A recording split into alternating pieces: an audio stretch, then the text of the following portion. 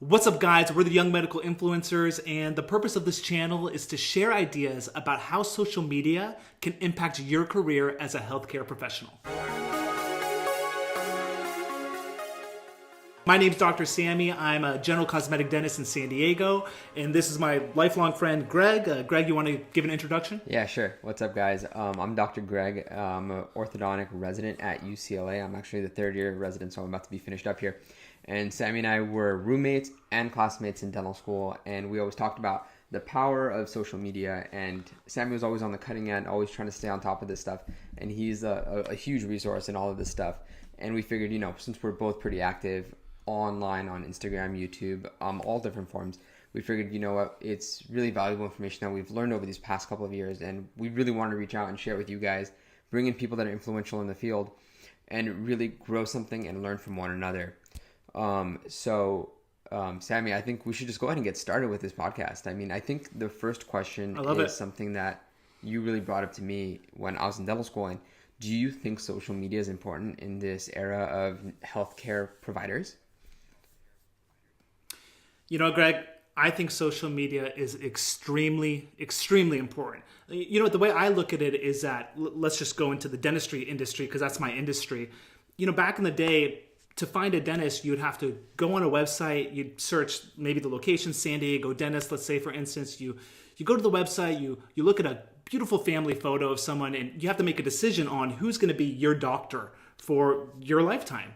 And I think social media gives you the chance to share who you are, educate people around you, and put yourself out there so that you can help people. But do you think that, when you go to look for a doctor or dentist, do you actively go and, I go to Yelp and I read the reviews. I don't go and search Instagram and see, wow, this person is funny. I don't go there. Do you think most people are going there?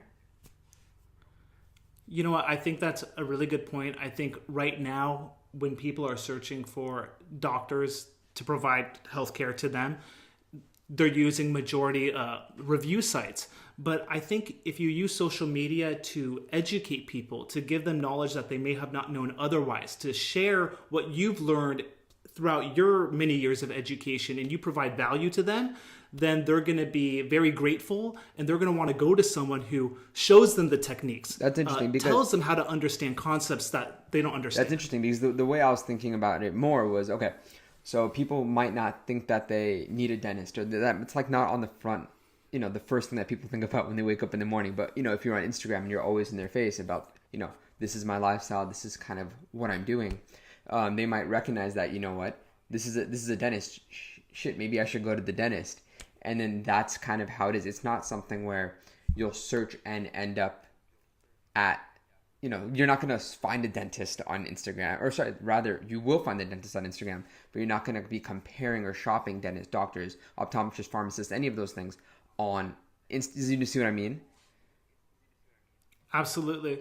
And, I would also mention that there's also, with social media, there's a way that you can be authentic with your audience.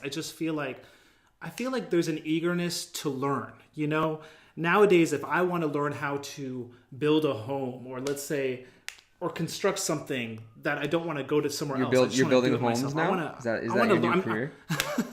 I'm not building homes now, but I think what I'm trying to say is that people are seeking information. Yeah, absolutely. People are more knowledgeable than ever, and that they don't want to be not in the know. Yeah. They want to know what's going on so that they can take control of their own healthcare. And as a social media influencer, as I'm trying to be a social media influencer, I think that's the difference. You want to educate people, you want to provide them value, you want to put the power into their hands so that they can make decisions for themselves. That's super true, because if you think about it, when you do social media. When I started on mine, for those of you that don't know, I have a channel on YouTube called Braces Explained, where I literally explain just orthodontic procedures to the patients. And I just started this off because I felt like it would be a really good avenue to begin my YouTube career, and it took off. And the interesting thing is, a lot of these people are saying, you know what? They're looking up what's going on in the doctor's office. They might not ask the doctor, because a lot of people still feel that disconnect of, that's the doctor, I'm the patient, I'm not going to, interfere with their day. But they go home and they're curious about what's going on. So I think that's a really good point. I picked up a lot of people, and they're asking me questions saying, you know what, I'm too ashamed or I'm too shy to ask my doctor these questions. And I think that exactly what you said, Instagram, YouTube, all these social media fronts are bridging that gap between patients' paucity of knowledge and the doctor's, superfluous knowledge. And it really increases the communication and makes it so that they feel more comfortable and they know what they're getting at their next appointment and what's going to happen at their next appointment, what to expect from a side effect of a drug, all those things. But see, this is where I'll go on. After you. All right, no, but I was going to say, this brings up a point of, back in the day when we were applying to dental school and applying to college and all that stuff, we were almost told to be afraid of social media. Don't post anything you'd be scared that the admissions committee would see. Don't post anything that's too personal. I mean, granted, yes, you shouldn't be inappropriate on social media by any means, but they kind of said rein it in so that they don't have any reasons to not like you. Do you think that still stands true for a pre-health student, or do you feel as though we're evolving to the point where admissions committees don't mind that? What's your take on that? You know what? I mean, I think that you have to be smart. And I think more and more people understand that what you put online is going to be there forever. So the way I look at social media is I look at it as a tool. I mean, I'm crafting content for my demographic. It's not like I'm posting pictures where I'm pounding back a shot of vodka and just going crazy. Yeah. Like, obviously, you don't want to put that information out there. And there's a certain way of presenting information and a certain level of censorship that maybe you shouldn't be putting out there. Some aspects of your personal life is for yourself, and it's not for your followers. The pounding shots is for yourself. Pounding shot. No, but I mean, obviously, we went to the same school, so I know what you're talking about. There was a certain academic director who would mention, you got to be careful what you put on, and she was actually right about that. But if you use social media in the right way, you can use it to your advantage, to grow an audience, to educate an audience, and then to use that audience to do other things with your business. I mean, we're all doctors in this community, or at least that's what we're trying to engage, a community of doctors and people in healthcare. And I just think you can use it in the right way. Yeah, that's a really good point. That's my But then, okay, so this goes back to our lifelong debate on the topic. I mean, we disagree on this. We've talked about it. But do you think that it's ever too early to get started with social media? Like, do you think that, if someone's aspiring to get involved... Do you think it's too early? I think that there's definitely a time that's too early. But I want to hear your side of this. What? Yeah. I do. What? I definitely You're do. crazy. You know what? I don't remember this person's name, but there's a kid reviewer. And this is just the business side of the industry. But he literally, it's a family. It's a child who's like 4 years of age. And this kind of is on the tipping scale of like, should you be recording a child? But either way, his YouTube channel is this kid opening up toys, playing with toys. I forget the name. I'll look it up and I'll put it down in the description if I can find it, link to the channel. And supposedly, he has a massive business where brands are coming to him, shipping toys, paying, obviously the kid and their family money. Man, and I think it's like $1 million business. To be the kid, he's probably not even getting any of the money. He's probably just getting the toys. I mean, this probably goes to like child labor and stuff like that. Like Matthew, what's that guy from Home Alone? Whatever, Macaulay the guy Culkin? that was like filmed.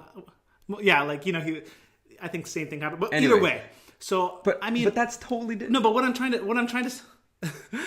say is this. What I'm trying to say is maybe like there is a point where it's too early, but like let's say you're in your professional schooling, I don't see why not start a channel. Why not start a personal brand? Because when you start a personal brand, it takes forever. Yeah, no, that's definitely true. See, my thing was, okay, in dental school, there's a lot of successful people, or in medical school, they have a lot of students posting on social media, and I think that's great. I think it's really, really good that they're doing that because they're developing their brand. What I'm saying is, okay, let's say you're an undergrad student. Well, I guess that's true too. You can be an undergrad student and talk about the process of getting into undergrad. My thing was when I first started residency, you always said, get started with social media. And a majority of my time was spent actually just learning about what I was in residency to do, right? So, I mean, I'm not going to go out there and start teaching something that I have no idea what I'm talking about. But once I felt like, I could have talked about dentistry, but I feel like you shouldn't jump in and be educating and sharing on stuff that you have no idea what you're talking about, because people, like you said, are going to these websites as resources. So if you're posting things like, now, granted, you shouldn't be putting medical advice or anything like that on these social medias. But if you're posting anything about like admissions to dental schools and you're still applying to dental schools, or if you're talking about interviewing for medical school and you haven't even gone on your interviews yet, I think that's too early. And I think people are going to get a false sense of information. It's kind of like the Wikipedia scare when we were in high school and we weren't allowed to cite Wikipedia because anyone could write something. And the same thing happens here.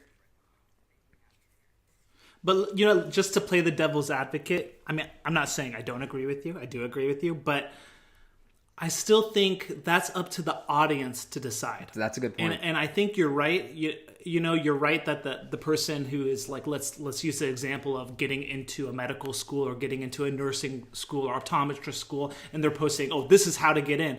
You know what? I think if the audience values the content, maybe they value just the whole process, or maybe sharing the process of getting it. Whatever it is, the audience is going to decide, because the viewership will go down if you're not providing valuable content. Now, you're right. The content may be misleading.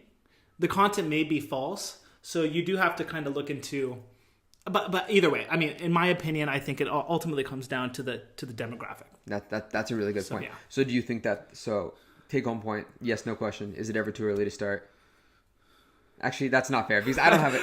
I don't know if we're in agreement. I don't know. I think we kind of are. I think as we talked about it this time around. I would say, how about this? I'm starting. How about this? Less than 6 years of age. Let's flip the page. How about this? Less than 6 years of age? No.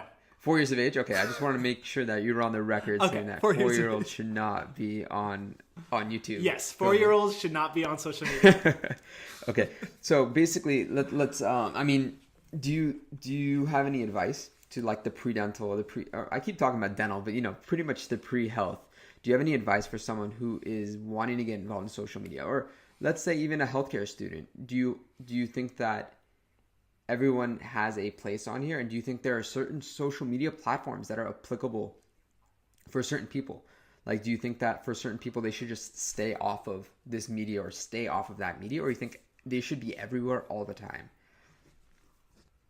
You know what? Okay, that's a great question. I think we should first start out by saying social media isn't for everyone. Not everyone wants to share information. Not everyone wants to put their face online. People value privacy. So I do it because I enjoy it.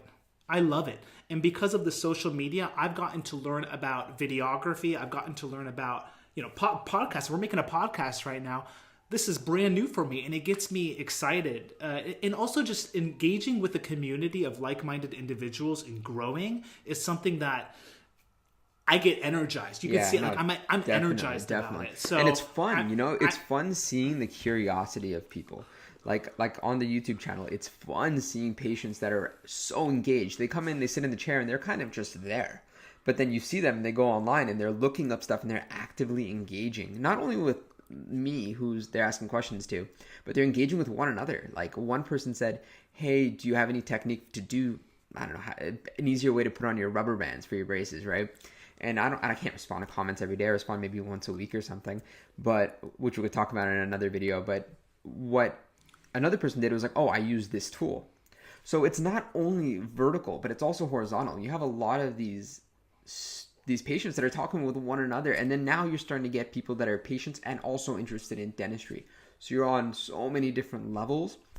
It's exciting. You get this thing where you're reading it and you're like, man, I can't imagine what's next. There's always a new chapter when it comes to this stuff. And I think you hit the nail on the head. This isn't for everyone. A lot of people don't want to put themselves out there. There's a lot about being vulnerable that's really, really scary. But you know what? Once you dive into it, and if you're that type of person, it's awesome. So let me ask you this, just to give some people a little bit of a background about your story and my story, just so that they have some idea. Greg and I we're in the dental industry. I started a channel, San Diego Dentistry, back in dental school, and it's been okay growth. I'm still have so much to learn, and I want to grow it more and more and more. And I post videos dedicated to the patient, dedicated to dentists. And Greg, I kept on telling Greg, you need to do videos. No one in the orthodontic industry is doing it. It's a niche that isn't taken. And he was obviously he's in his residency. It takes a lot of time to make videos. Eventually he ended up doing it and he had massive success. Massive success. Right now, I believe it's over 18,000 subscribers. And I guess what I'm trying to get to is, from my community of people, I've learned a lot from my followers. I get comments where I'm like, I'm starting to understand how patients are thinking and what questions are really on their mind. I never had that before. Yeah. So do you notice anything with your patient population on your Braces Explained YouTube that you've come to realization about what people want to hear about? Right. No, definitely. I mean, if you watch like the first video I made, it was like an introduction and just the one topic of like spacers. I posted and I told them who I was, and I said, if you have questions and ideas for videos, leave them below. And it was insane how much support I got from that. I got so many questions, and from that, I was like, okay, perfect. I'm understanding what these people want. I'm getting a list of upcoming videos, and from there I grew. I mean, literally I can talk, and I think we should talk on another episode about growing and really understanding your audience. But once you get a grasp, the problem is getting that first niche market, grabbing onto a certain topic. And once you're locked in on that, you develop, you constantly grow, and it feeds itself.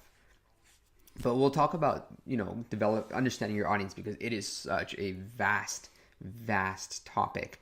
And it's one that's, you understand it today, but tomorrow you have a few new followers, totally different market. So you have no idea where it's going. Totally agree. But you have to be, able to adapt. You can't be rigid and say, this is my only audience, and this is the audience I'm going to stick with. I mean, for the sake of even this, we were talking to, I talk to orthodontic patients, which are mostly kids. I have some adults, but this is a totally different audience. I'm trying to reach out to healthcare providers because I think it's fun. I think it's fun to share this message, and it's still on that, on that platform of social media.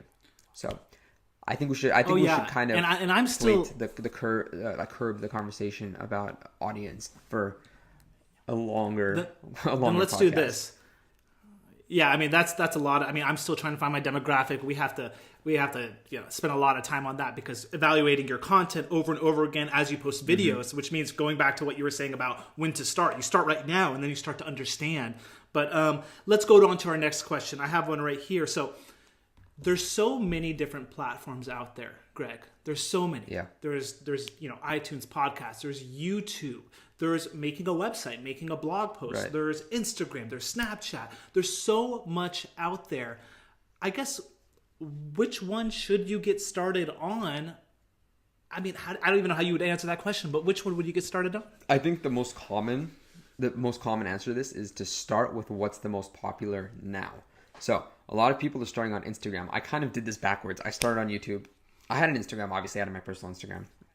But it's a lot easier to grow because everyone's on there. You pull out your phone, you have a couple seconds, you hop on Instagram. You don't pull out your phone, go on YouTube, and start watching a video. But that was kind of where I started. I really think that you start with what's popular, and then you expand. But I think the big thing that's interesting about that is you can't be afraid to change. Everyone thought that MySpace was here to stay back in the day. So if you were in on MySpace, it's gone. People were on Snapchat. They thought Snapchat was the avenue to success. I'm not going to say it's gone, but it's nothing like what Instagram is, right? So the thing is you start on one, but you can't, stick your flag in the ground and be like, this is my social media. This is where I'm going to stay. It's definitely an area where, you could start there. That's fantastic. You should start there, but you have to grow and you have to be willing to give up what you started to move to another primary type of social media. Would you agree, or do you think that there is a social media that is the right one? So, I totally agree. I was actually this morning in preparation for this podcast listening to Gary Vaynerchuk, Gary V. He's built a social media empire, and he was talking about all these different platforms, and he was saying that they're all important for different reasons. He still believes Facebook is one of the most important things for business. He's saying Instagram it's entering into people that are in their 50s or 60s are starting to join Instagram platforms. I've noticed that. It applies to everyone. Yeah. Yeah, and that just happened recently. And then he even says Snapchat has its place. He was talking. So I think everything has its place. It's hard to determine where to start. I think But Gary V has to be a very what's true unique to you. thing. Gary V is kind of just like a shotgun approach. he has his data, he has his content, and he just blasts it everywhere, whether it's useful, not useful. Yeah. I mean, he has a team for this stuff. But a lot of us are going to be starting off without a team. So you have to be strategic. You're not going to be going and posting on Snapchat because it's like drops in the water, drops in the sea. It's very, very small. But you put it on Instagram and you just... Greg, I think you hit it right on the point. These people, there's some people that have teams. And we're one person. And we're creating... And what do we do? We're doing our content on the weekends. I mean, I'm a general cosmetic dentist. I work from... 7 to 5, sometimes 7 to 6, Monday through Friday. Yeah. And then I have to formulate ideas. I enjoy it. That's like my second job at night, 6 to 9, creating, and then 9 to 10, you go to the gym and live your life and have time for your relationship. So it's definitely hard. Yeah. So that's why you can't spread yourself too thin until you put in a system that works. And Gary Vee, his main thing is creating micro content. You create one long piece of content, then you chop it up for each individual platform, and that can be a whole nother segment too. Exactly. So, but I mean, you think I think that social media is the website of our previous generation. It used to be, you put yourself on the website and you hope someone searches you. You hope, right? Now I think it's you almost have to be in people's faces all the time. It's almost incessant. But you post, you don't put all dentistry or anything, or at least I don't. You have to show them that you're a person, but you have to also kind of just be like, hey, isn't this important? Isn't this important? And you just kind of like nudge it at people. Hey. But I think that it's interesting, and I think it's a lot of fun, and I think that this podcast can be really useful. I think we should definitely bring in people from other sides of healthcare. We should bring in nurses, we should bring in physicians, optometrists, pharmacists. Literally, there's so many things to talk about, but we all have a common denominator. And the common denominator is being active on social media is the next trend in healthcare. I truly believe it. I think it might not be for all types, but I think it's going to be definitely for most. And I think a lot of people are trying to determine their career choice based off of social media these days. You see a lot of people that are on YouTube saying like, oh man, this guy has a cool lifestyle. I want to be like this person. And if that person ends up being a healthcare provider, that's fantastic. I mean, it's never a bad thing to be a mentor, an educator, and a figure. So I think, I would say this, just really quick, Greg, to all of our followers, I know that we're just starting, so we're going to have very limited people watching initially, but I encourage you guys to leave a comment. I want this, I think Greg and I want this to be a community of people. We're not saying we know everything. No, we are far from that. Yeah. But I want to connect with people. I want to bring people on that are already killing it on Instagram, killing it on Snapchat, killing it on YouTube, and share ideas and share growth. And I think that's another purpose of young medical influencers. Definitely. And I think that just like how I did on my YouTube, I think it's critical. Please, if you guys have ideas for what you want to hear about, please leave them in the comments of the video, the podcast, wherever you see this. Leave it there. We'll actively be looking at it and trying to either answer the questions ourselves or bringing on people that are professionals in that realm. So like, if there's someone that wants to talk about Pinterest, I know nothing about Pinterest, but if you bring on someone that's doing well on there, and I think that's it. In healthcare, we're always taught, don't overstep your boundaries, do no harm. So I think that with this, we should also follow that principle of doing no harm. Don't try to act like you know something you don't know. Bring on someone. I think that's the next step in our journey as young medical influencers. Us being me, Sammy, and all of you guys that are watching and listening to this video. So I think on that note, we should wrap this bad boy up. Sammy, book recommendations? Yeah. You got one? I love it. You know what? I think that's a great idea. You know what? The last book that I read was, I believe it's called Crushing It. There's Crush It by Gary Vee. There's Crushing It. I know Gary Vee is a controversial person. Not everyone loves his ideas, but it's actually been pretty amazing. In Crushing It, he basically takes the stories of people who are killing it in their respective industries and how they use social media to basically make a living. And so he talks about how some people use Amazon Associates. He talks about how some people, they started posting videos and then they made money that way.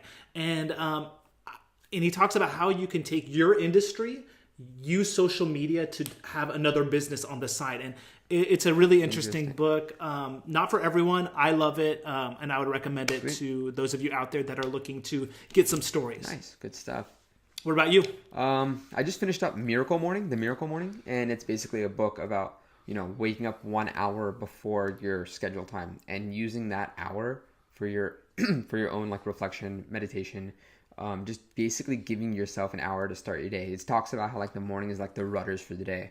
If you start your day by snoozing, you're going to create a day of procrastination. So it's pretty cool. That's wait, just quick on that. That's awesome. I've heard about that before. Yeah. I've heard about how you're more productive in the morning, and then just taking like 10 minutes out of the day to plan out your day in the morning is amazing. Do you do that right now? Curious. I'm waking up earlier, so I've upped it up during the week. I haven't moved it up to weekends yet because weekends are kind of still my time. But I've been waking up like 5:30 every day, giving myself an hour, and then getting on social media, responding to comments, responding to subscribers, all that kind of stuff. Just trying to stay relevant and applicable. So I mean, I'm giving myself the time to me, and then my community, and then to my program and education right when I get into seeing patients. And then nighttime, like you said, is more for us and our relationships and how that goes. But I love it, man. Hey, do you want to close it out? No, you got it. Close it out. All right. Well, I mean, I always close out my YouTube in a very similar way. I go Dr. Greg out. So that's pretty much how I end it. And I'll just say this, Young Medical Influencers, it's a new kind of show podcast. If you're interested, please follow us, like us, subscribe. If you want to know anything else, if you want us to go to people who are killing it, give us some names and we'll contact Sammy them. will contact that 4-year-old I'm excited if for you this want. channel. I'm excited for this channel, and I can't wait for the next one. What's the next topic, Next Greg? topic is different. Next topic is going to be about getting started on social media. What you need, the tools, the resources, the know-how. We're going to go over all of that. I think it's going to be an awesome one, and I think it's going to be pretty straight to the point. Do you need that DSLR camera, or is the iPhone enough? We'll see you next time. I love it. See you next time, guys. Peace. Later. Bye.